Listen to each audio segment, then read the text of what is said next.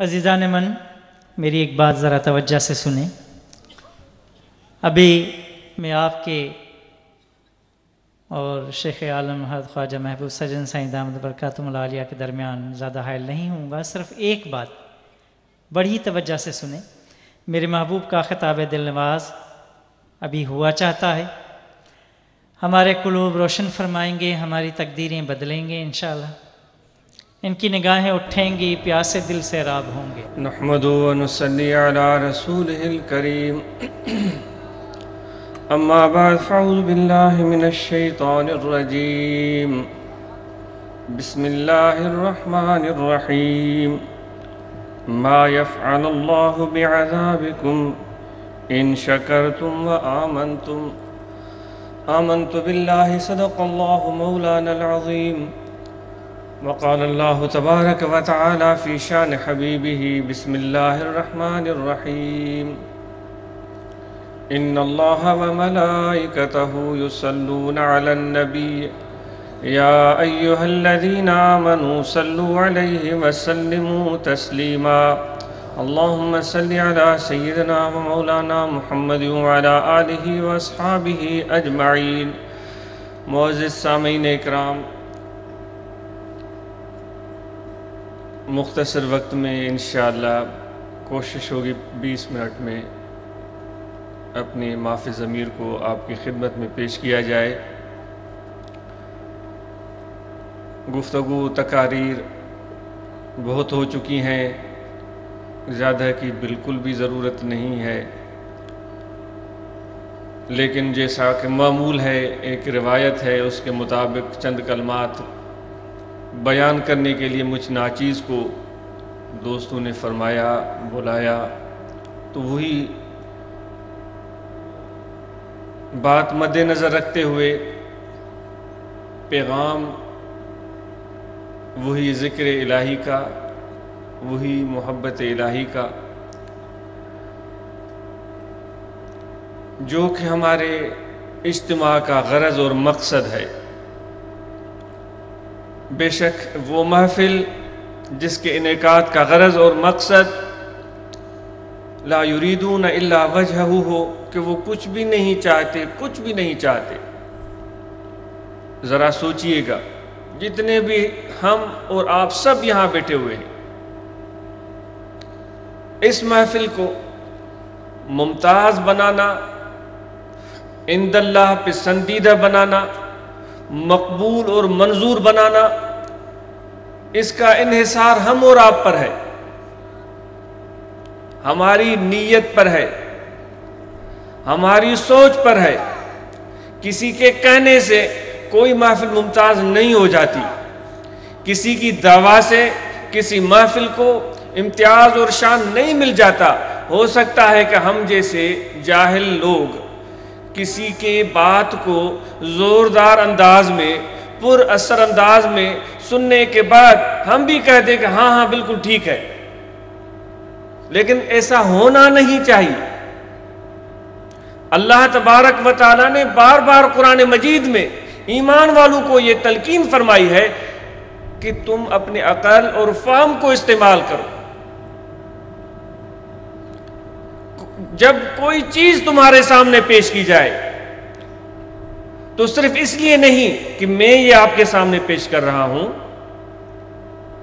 بس وہ بات صحیح ہو گئی، صرف اس لیے نہیں کہ کوئی اور عالم یا کوئی اور شخص یا کوئی اور واعظ جو بڑا مشہور ہے، بڑا نیک نام ہے، اس کی کرامتیں ہم نے سن رکھی ہیں، اس کے فضائل لوگ بیان کرتے ہیں، اب اس نے جب تقریر میں یہ بات کہہ دی تو یہ ٹھیک ہوگا، ایسے نہیں۔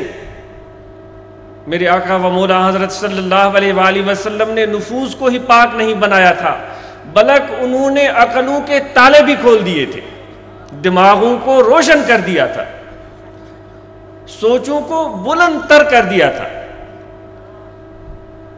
وہ ایسی بات اپنے صحابہ کی زبان سے سن کر خوش ہوتے تھے، جبکہ ہم جیسے لوگ جن سے لوگ محبت کرتے ہیں، جن کو وہ قائد بنا دیتے ہیں سروں پر بٹھا کر، وہ تو اس بات پر خوش ہوتے ہیں کہ بھئی جو بات میں کہہ دیتا ہوں آپ بلا چوچرا مان لیں، بس کوئی اس کی کسوٹی نہیں، کوئی اس کا معیار نہیں، کوئی اس کی ضمانت نہیں، کوئی اس پر سوچ بچار نہیں، بس جو میں نے کہہ دیا ہے وہ تمہیں کر دینا ہے۔ میرے آقا و مولا حضرت صلی اللہ علیہ وآلہ وسلم نے صحابہ کی ایسی تربیت فرمائی تھی جس طرح کی تربیت کا حق ہے۔ میں آپ کے سامنے یہ بات کہہ دوں کہ بات بالکل ہی میری بور ہوگی، بالکل جوش بھی نہیں ہے، سلیقہ بھی نہیں ہے، کوئی انداز بھی نہیں ہے، میں پہلے سے ہی معذرت کر دیتا ہوں، اور اس لیے بھی کہ آپ پر مسلط مجھے کر دیا گیا ہے کہ بھائی تمہیں بولنا ہے، ورنہ تو میں 1000 بار تقاریر سے توبہ کرتا ہوں۔ یہ بڑا فتنہ ہے، اللہ مجھے بچنے، جب مجھے اس سے نجات ملے گی میں شکرانے کی نفل ادا کروں گا۔ میری کوشش ہے پوری کہ میری اس معاملے میں میری چھٹی ہو جائے، تو میں پہلے ہی آپ سے کہہ دیتا ہوں۔ تو میں عرض کر رہا تھا کہ آقا نامدار حضرت صلی اللہ علیہ وآلہ وسلم نے صحابہ کی کس طرح تربیت کی تھی۔ آج کے قائدین، آج کے واعظین، آج کے رہنما رہبر وہ کس طرح تربیت کر رہے ہیں، یہ بہت زیادہ سوچنے کی بات ہے۔ بھائی آپ صرف اس چیز پر کیوں انحصار کرتے ہیں کہ کوئی آئے اور آپ کو سنا کر چلا جائے؟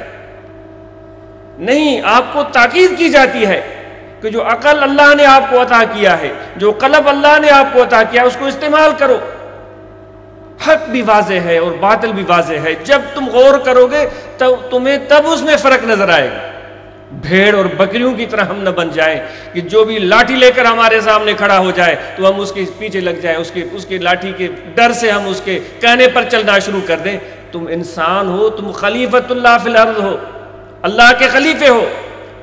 میں صرف کرسی پر بیٹھنے والا میں نہیں، صرف یا یہ اسٹیج پر بیٹھنے والے وہ صرف نہیں، یا کسی دارالعلوم میں یا کسی کالج اور یونیورسٹی میں پڑھنے والے وہ لوگ جن کو ایک سند مل گئی، جن کو ایک شان مل گیا، اور ہم اپنے احساس محرومی میں ہی رہ گئے کہ بھائی اس نے تو بڑے کتابیں پڑھ لی ہیں تو اس کا مقام خلیفۃ اللہ فی الارض۔ تو یہ جتنے بھی انسان اللہ تعالیٰ نے پیدا فرمائے، لقد خلقنا الانسان فی احسن تقویم، بہترین سانچے میں اس کو ڈالا ہے۔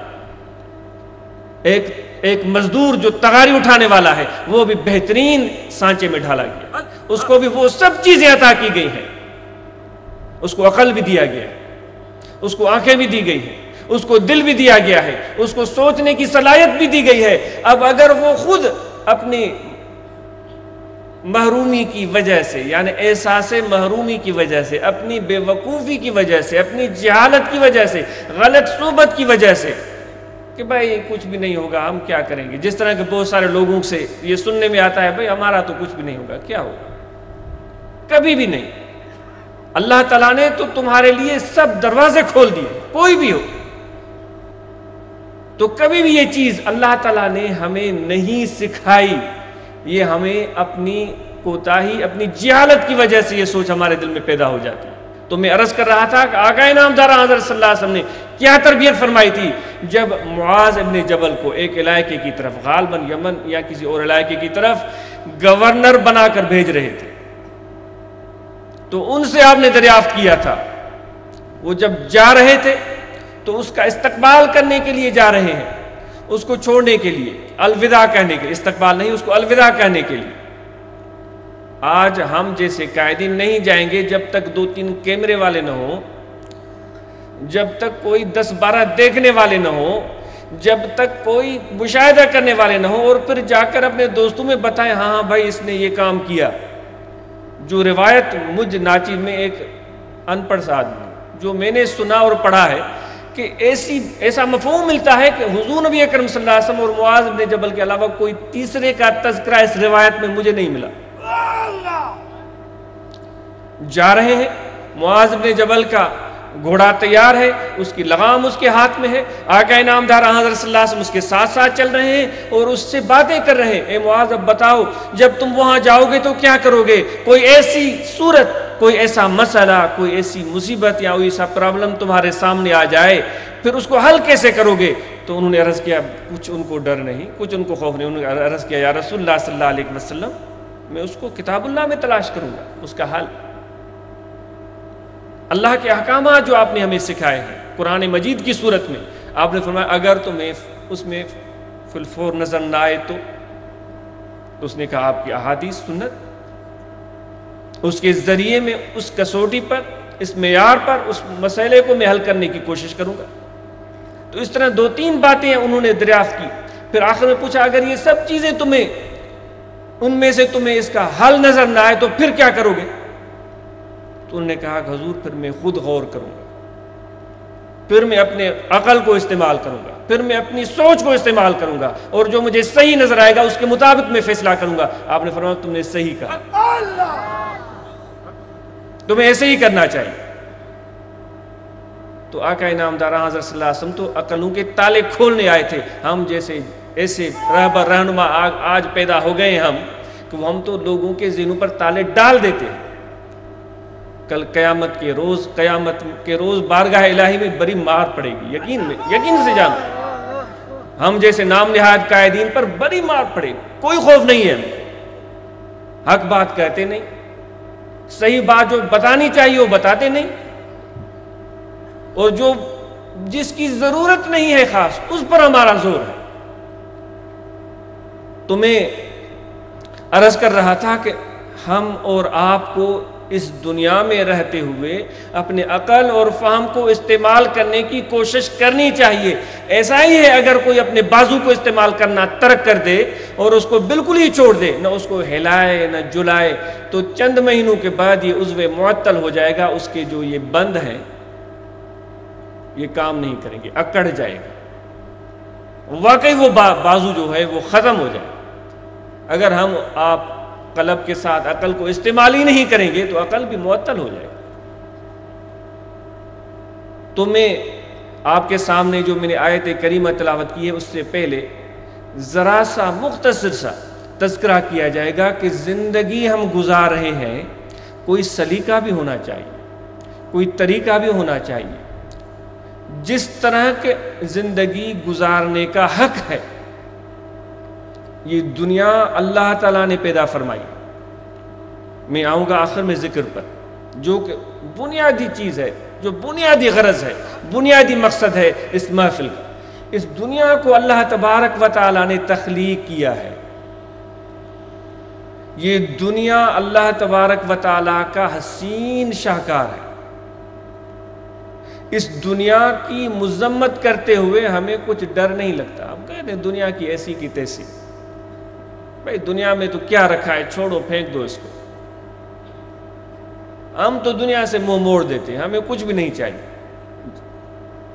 بہت سارے لوگ ایسی بھی سوچ رکھتے ہیں۔ ہو سکتا ہے ایسے زاہد، خشک زاہد آج بھی آپ کو مل جائے، لیکن کیا واقعی ایسا ہونا چاہیے؟ دنیا کی مذمت کرنے سے پہلے آپ کو یہ بات سوچنی پڑے گی کہ دنیا ہے کیا چیز، کس چیز کو آپ دنیا کہہ رہے ہیں۔ جو بھی شخص، اگر میں بھی آپ کے سامنے ایسی بات کہوں دنیا تو ایسی رذیل ہے، مکار ہے، ایسی ہے ویسی ہے، تو مجھ سے آپ کو ضرور پوچھنا چاہیے کہ آپ دنیا کس چیز کو کہہ رہے ہیں، متعین کریں نا کوئی چیز۔ جب اس کا نام آپ رکھیں گے تو پھر ہم دیکھیں گے کہ اس حقیقت میں خامیاں کتنی ہیں اور خوبیاں کتنی ہیں۔ جب کوئی متعین چیز آپ کے سامنے رکھی نہیں جائے گی اور ایسے ہی کہہ دیا جائے کہ بھئی یہ خراب ہے، یہ بیکار ہے، اس کو پھینک دو، تو پھر یہ تو ایسے ہی ہوا میں تیر چلانے والی بات ہوئی۔ تو متعین چیز ہونی چاہیے کہ دنیا کیا ہے، اور اس کی مذمت کرنے میں میں حق بجانب ہوں یا نہیں ہوں۔ میں آپ سے، آپ کی خدمت میں عاجزانہ گزارش کرتا ہوں، جس زمین پر آپ بیٹھے ہوئے ہیں نا اس وقت، یہ بھی دنیا ہے۔ اگر دنیا خراب ہے تو پھر زمین پر ہم کیوں بیٹھے؟ جس زمین پر تم بیٹھے ہوئے ہو یہ بھی دنیا میں شامل ہے، اور یہی وہ زمین ہے جس میں سے اللہ تعالیٰ تیری غذا بھی پیدا کرتا ہے اور تیری پوشاک بھی پیدا کرتا ہے۔ نہیں ہے؟ جب بارشیں برستی ہیں اللہ کے حکم سے، اور پھر بڑے بڑے پہاڑوں پر برف جمتی ہے، اللہ تعالیٰ نے اپنے قدرت سے، اپنے کرم سے، اپنی عنایت سے پانی، جو زندگی کا ایک اہم ترین، بلکہ کہا جائے کہ زندگی کا نام ہی پانی ہے، اس کی اہمیت کو ہم نہیں سمجھتے، بے وقوف اور جاہل انسان اس کو ضائع کرتے ہیں۔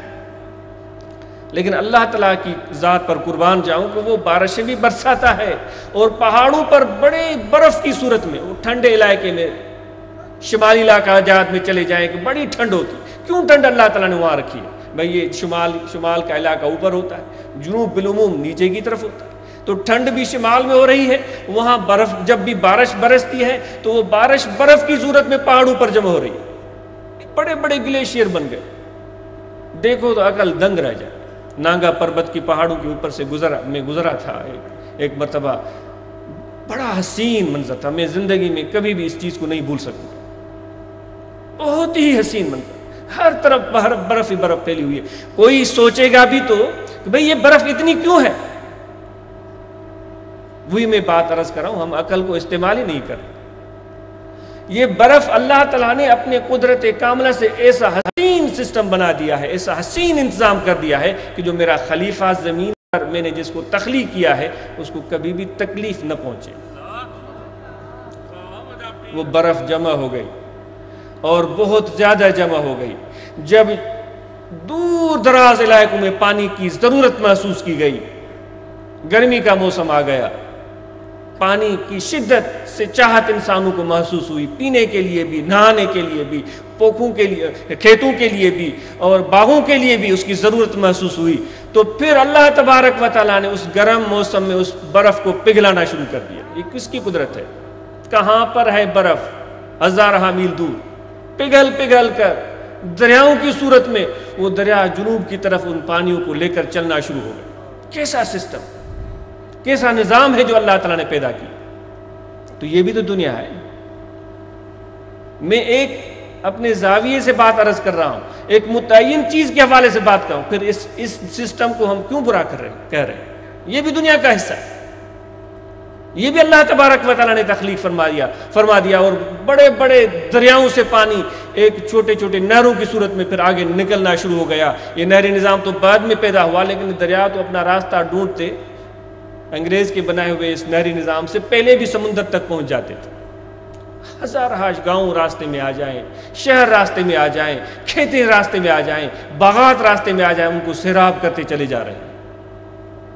کوئی ٹیکس نہیں، کوئی آپ کے پاس بل نہیں آتا، کوئی آپ سے پیسہ طلب نہیں کیا جاتا۔ اللہ تعالیٰ نے اپنے قدرت کاملہ سے یہ سارا سسٹم بنا دیا۔ یہ خدا کی عجیب مظاہر میں سے ایک حسین ترین منظر ہے۔ اور پھر جن علاقوں میں اگر یہ نہر کا پانی نہیں پہنچ سکا تو اللہ تبارک و تعالیٰ نے اس کے لیے بندوبست فرما دیا۔ سمندر کا ذخیرہ کس لیے ہے؟ اتنا بڑا سمندر، اور پھر دیکھو ہے بھی نمکین، اگر یوں پانی منہ میں ڈالنا کی کوشش کرو تو نہیں پی سکتے، لیکن ایسے نمکین پانی سے اللہ تعالیٰ نے اپنے قدرت سے اپنے انسان، اپنے خلیفہ کے لیے بندوبست کا یہ بھی نظام بنا دیا کہ بخارات کی صورت میں بڑے بڑے بادل بن جاتے ہیں، بڑے بڑے بادل وہ سمندروں کے اوپر بنتے ہیں۔ جب وہ بادل تیار ہو جاتے ہیں تو اللہ کے حکم سے ہوائیں چلتی ہیں۔ یہ کارگو سسٹم، جس طرح ایئر لائن والے کہتے ہیں ہمارے کارگو ایئر لائن ہے، آپ کا 1 من ہو، آپ کے 10 من 1 ٹن کا کوئی بھی سامان ہو بھیج دو، ہم جہاں بھی کہیں آپ کو پہنچا دیں گے، لیکن پیسے دینے پڑیں۔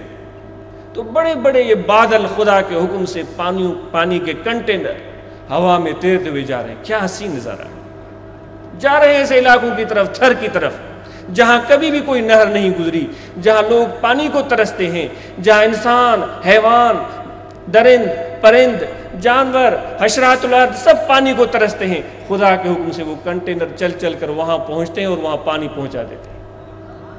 ایسا کوئی سائنسدان کر سکتا ہے؟ تو بڑے سے بڑا حکیم عقل مند انسان ایسا کر سکتا، یہ بھی دنیا میں شامل ہے۔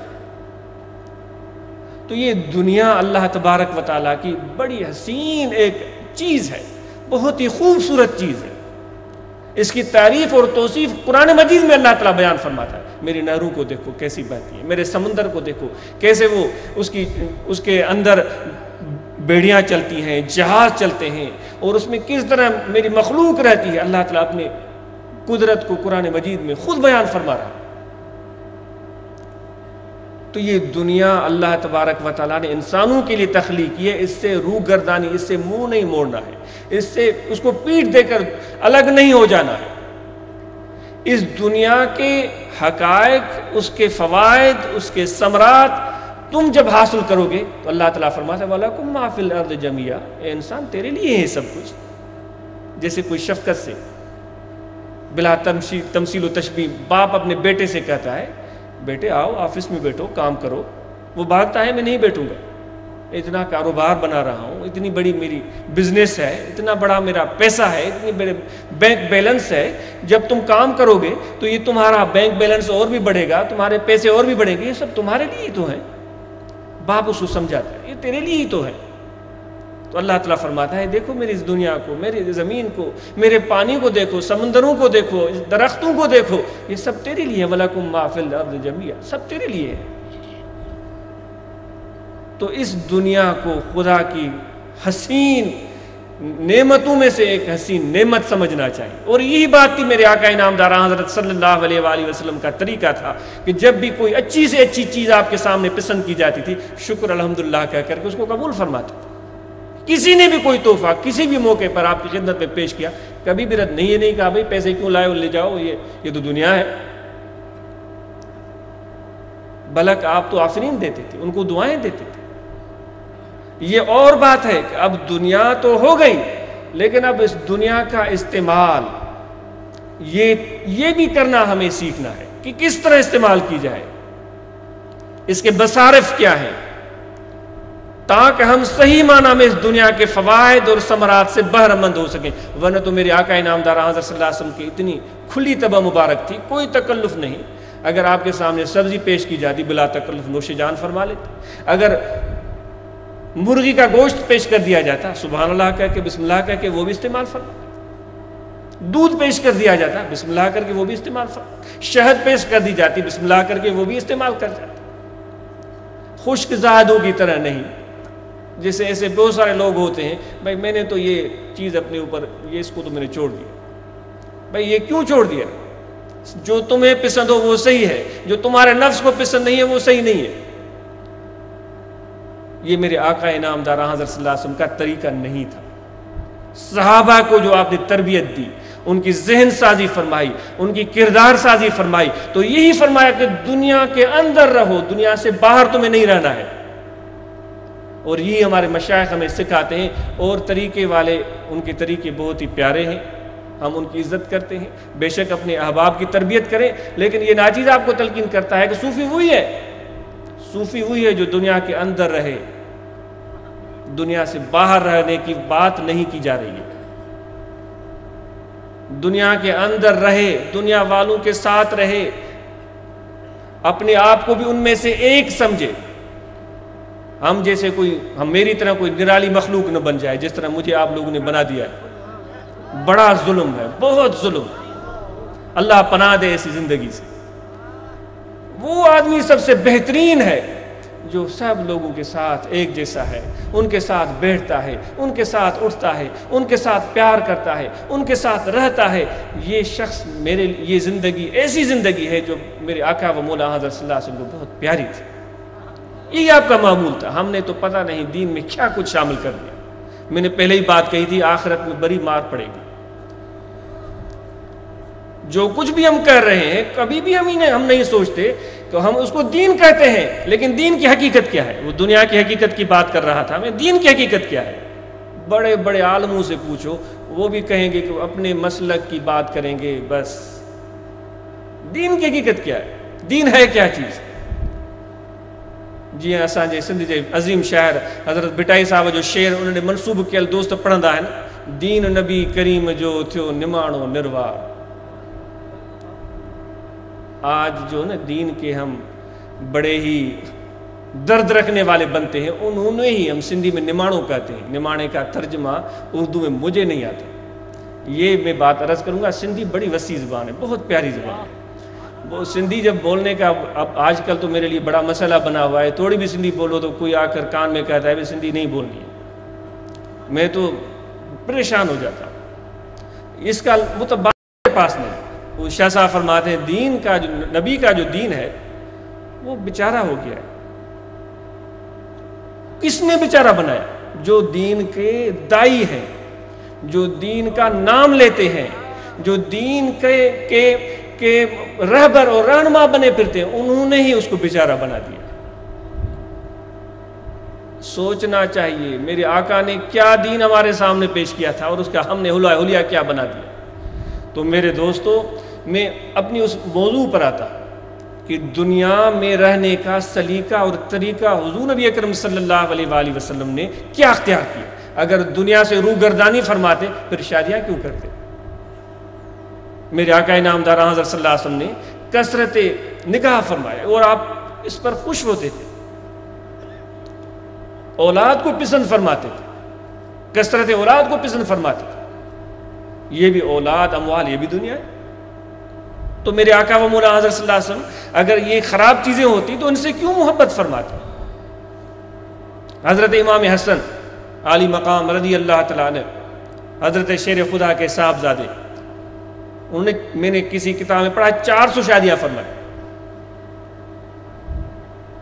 تو اس سے یہ معلوم ہوتا ہے کہ دنیا میں جتنی بھی چیزیں اللہ تعالیٰ نے تخلیق فرمائی ہیں ان کی حقیقت کو سمجھنے کی کوشش کرو۔ ایسے نہ کہہ دو بھائی دنیا تو ایسی ہے ویسی ہے۔ یہ اس طرح کی باتیں تصوف سے تعلق نہیں رکھتی، اس طرح کی باتیں شریعت سے تعلق نہیں رکھتی، یہ کسی کی ذاتی رائے ہو سکتی ہے۔ تو اب اس کا مفہوم میں آپ کو بات عرض کرنا چاہتا ہوں کہ دنیا میں رہتے ہوئے، دنیا کے کام کرتے ہوئے، دنیا کی تجارت، زراعت، ملازمت، دھندا، کاروبار یہ کرتے ہوئے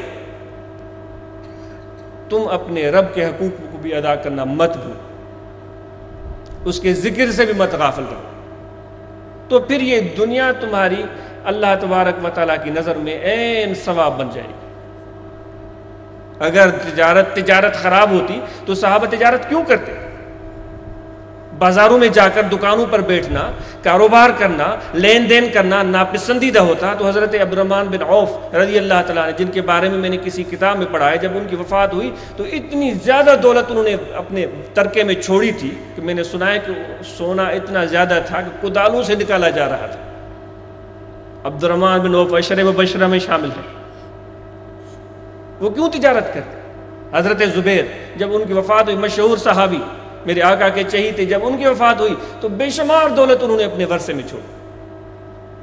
تو اس سے یہ معلوم ہوتا ہے کہ حضرت صلی اللہ علیہ وآلہ وسلم نے صحابہ کو تلقین کی تھی کہ تم کاروبار بھی کرو، تجارت بھی کرو، دنیا کے کام بھی کرو، دنیا کے دندے بھی کرو، دور دراز علاقوں میں جا کر بھی کرو، یہاں بھی کرو، لیکن ان سب باتوں کو کرتے ہوئے تمہیں یہ بھی ذہن میں رکھنا چاہیے کہ یہ سب اللہ کی طرف سے عطا کردہ نعمتیں ہیں، تاکہ تمہارے دل میں تکبر نہ آئے، تمہارے گردن میں سریا نہ آ جائے، اکڑ نہ جائے۔